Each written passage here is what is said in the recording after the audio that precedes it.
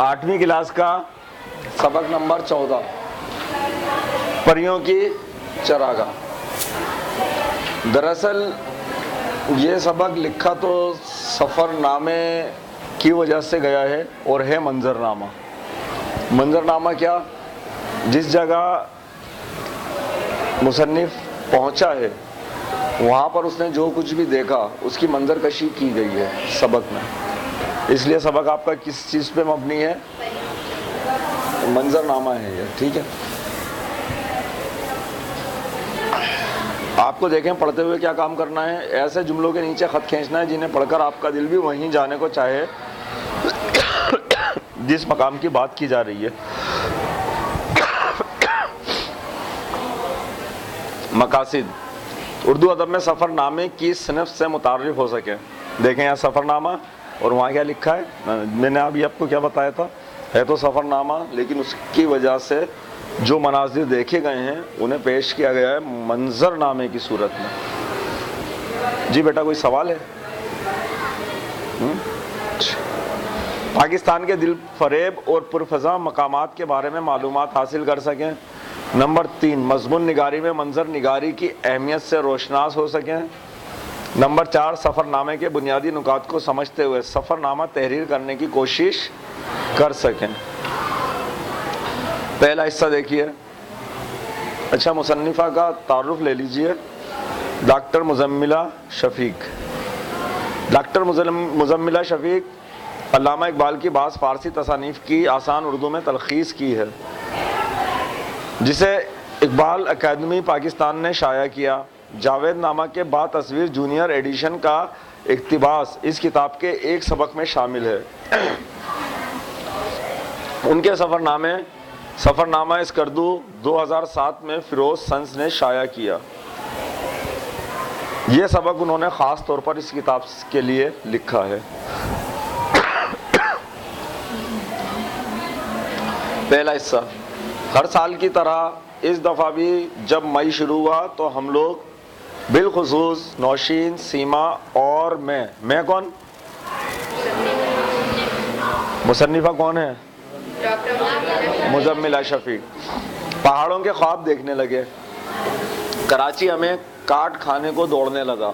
हम तीनों एक मकामी कॉलेज में पढ़ाते हैं और गुज़िश्ता कई सालों से हमारा ये तरीका रहा है कि हम गर्मियों की छुट्टियों में पहाड़ों पर जाते हैं। मैं बहुत ज़्यादा दिन घर से दूर नहीं रह सकती और उन दोनों का तकरीबन महीना भर का प्रोग्राम होता है, इसलिए मैं अक्सर बाद में उन्हें इस्लामाबाद में मिलती हूँ। इस बार मसला ये था कि कुर्राए फाल गिलगित हुंसा के नाम निकला था। देखो, अगर तुम वाकई जाना चाहती हो तो फिर इतना तो तुम्हें करना होगा कि जुलाई की 19 तारीख को गिलगित पहुंच जाना। हम हुंजा और शमशाल से फारिग होकर वापस 18 को गिलगित आ जाएंगे। फिर इंशाल्लाह 20 तारीख को हम फेरी मेडो के लिए रवाना होंगे। यही इंग्लिश में जो इसका नाम परियों की चरागाह जिस सबक का नाम है उसे फेरी मेडो के नाम से याद किया जाता है जिस जगह की बात हो रही है। नौशीन ने मुझसे कहा, हम तुम्हारी वजह से फेरी मेडो सबसे आखिर में रख रहे हैं, वरना इतना थकन वाला सफ़र सबसे पहले करना चाहिए। उसने मुझे पक्का करने के लिए कहा ताकि अब मैं मज़ीद सोच विचार ना करूं। मगर मेरा फेरी मेडो जाना क्यों इतना ज़रूरी था? फेरी मेडो क्या है?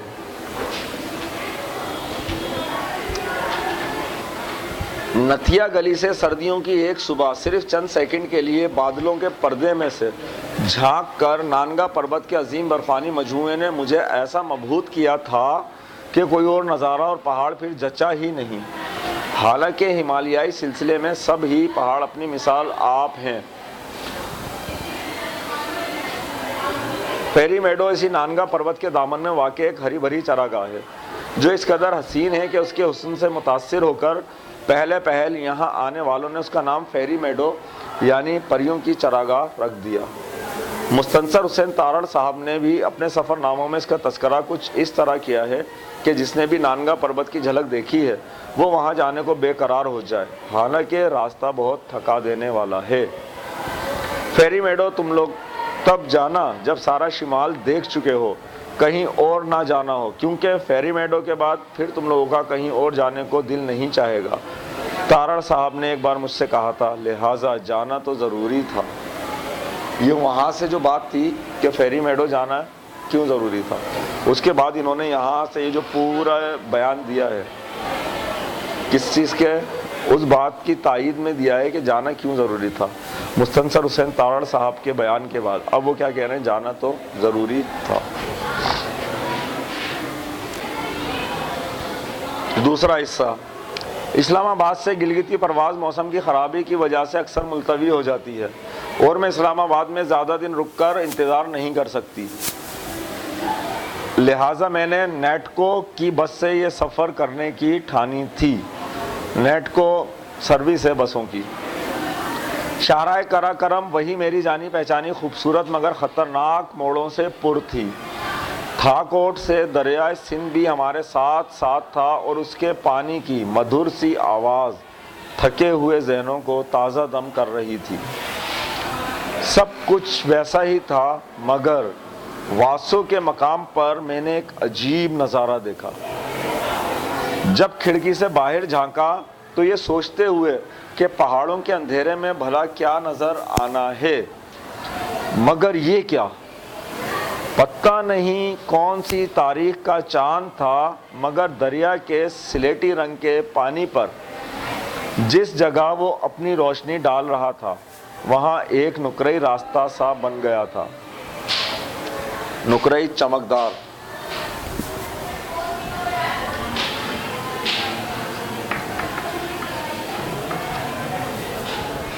चांद की रोशनी पड़ रही है और मुनकिस होकर पलट रही है, फैल रही है या रिफ्लेक्ट हो रही है।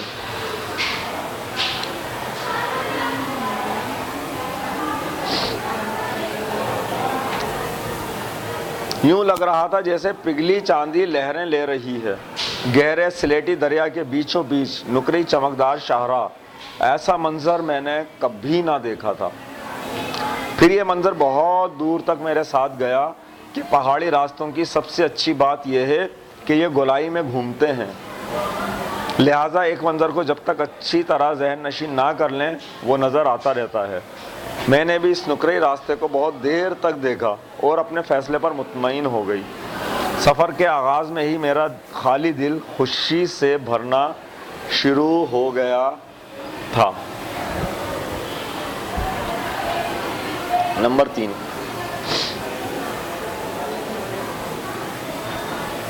पहाड़ी रास्तों की जो इन्होंने खुसूसियत बताई कि ये होती है कि ये गोलाई में चढ़ते हैं और एक नज़ारा आपको बार बार या देर तक नज़र आता है।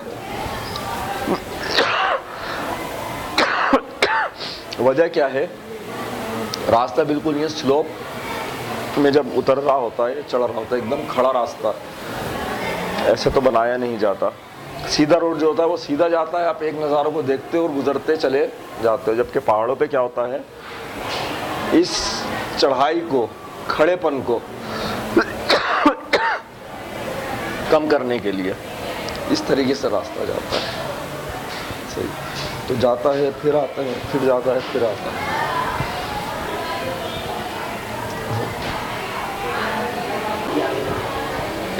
तीसरा हिस्सा, चलो भाई मैंने गैस सिलेंडर ले लिया है चूल्हा जलाने के लिए और सब्जी और मसाले भी ख़रीद लिए हैं। सीमा ने गिलगित के बाज़ार से वापस आकर कहा, मैं सफ़र की थकावट दूर करने के लिए आराम कर रही थी और नौशीन फेरी मेडो के 4 दिनों के लिए छोटा बैग पैक तैयार कर रही थी। बैग पैक, ये जो आपका सफरी बैग, जो बैग कमर के ऊपर लाद लेते हैं।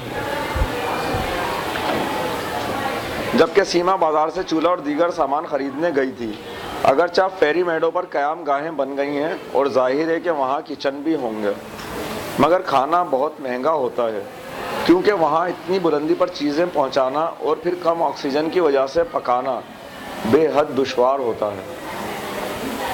सीमा और नौशीन पहले चित्राल की बेहद कठिन बुलंदी पर वाक़ क्रोम्बर झील का ट्रैक कर चुकी थी, जो 3 दिन का पैदल ट्रैक है और वहाँ कोई होटल वगैरह नहीं, कैंपिंग करनी पड़ती है। लिहाजा वो पोर्टर्स और गधों पर सामान लदवा कर गई थीं और रास्ते में खुद ही चूल्हा जलाकर खाना पकाया था। अब भी यही इरादा था। रहने के लिए तो सीमा ने कारी हबीबुल्लाह के फेरी मेडो कॉटेज में बुकिंग करवाई हुई थी। कारी साहब का आदमी हमें तातू गांव में लेने आएगा जहां जीप ट्रैक ख़त्म होता है। मैंने फ़ोन पर कंफर्म कर लिया है। सीमा ने मज़ीद बताया, यहाँ आम फ़ोन के सिग्नल तो नहीं होते। तातू गांव में फ़ौज वालों की टेलीफोन लाइन चलती है, उसी पर बात करनी पड़ती है। फेरी मेडो में तो उनकी लाइन भी नहीं मिलती। लिहाजा हमें 4 मुकम्मल दिन और रातें अपने घरों से बिल्कुल कट जाना था। सब तैयारियों के साथ टैक्सी पर हम अगले दिन रायकोट पुल की जानिब रवाना हुए। गिलगित से निकलकर थोड़ी दूर हम खेतों और आबादी में से गुजरकर फिर शाहराह कराकरम पर हो गए। रास्ते से सीमा ने खुश खुबानी भी खरीदी। ये बुलंदी पर तबीयत बहाल रखने के लिए बड़ी मुफीद होती है।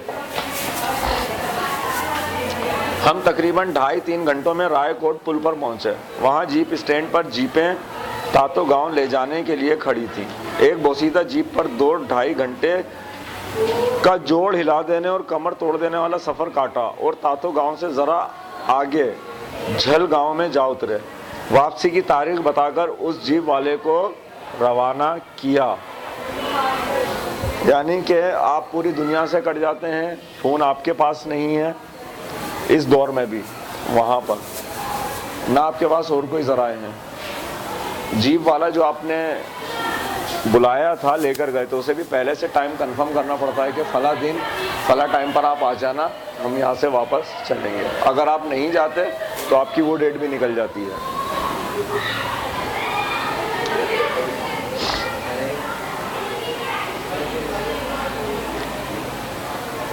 आप सीमाबाजी हो, मुझे कारी हबीबुल्लाह ने भेजा है। सर पर गिलगिती टोपी ओढ़े एक सादा सा शख्स हमारी तरफ बढ़ा। मेरा नाम रफ़ीउल्लाह है, मैं बयाल तक आपका गाइड हूँ। अच्छा भाई शुक्रिया, मैं ज़रा कारी साहब को अपने आने का पता बता दूँ। सॉरी। सीमा ने कहा, यहाँ सिग्नल सिर्फ आर्मी का चलता है, आप उस ऑफिस में बैठें। उसने शीशों की दीवारों वाले बड़े से कमरे की तरफ इशारा किया जिसमें मेज़ कुर्सियाँ लगी हुई थीं। हम उनसे आपकी बात करवा देते हैं, आप इतने में चाय पिएं। सफ़ेद चाय जो किसी जड़ी बूटी से बनती है और बुलंदी पर काफ़ी मुफीद होती है।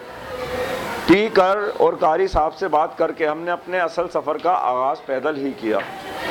हर इंच के साथ बुलंदी बढ़ती जा रही थी और मैं कल ही कराची के मैदानों से आई थी। लोग बुलंदी का आदी होने के लिए कुछ दिन गिलगित में गुजारते हैं क्योंकि हम मैदानी लोगों के फेफड़े बुलंदी और हवा की कमी के आदी नहीं होते। हर कदम के साथ मेरे फेफड़ों को दुगनी मेहनत करनी पड़ रही थी सांस लेने के लिए। आखिर कुछ ही देर के बाद मैं बेदम होकर एक चट्टान पर बैठ गई। सीमा और नौशीन जो आगे जा चुकी थीं वापस आईं।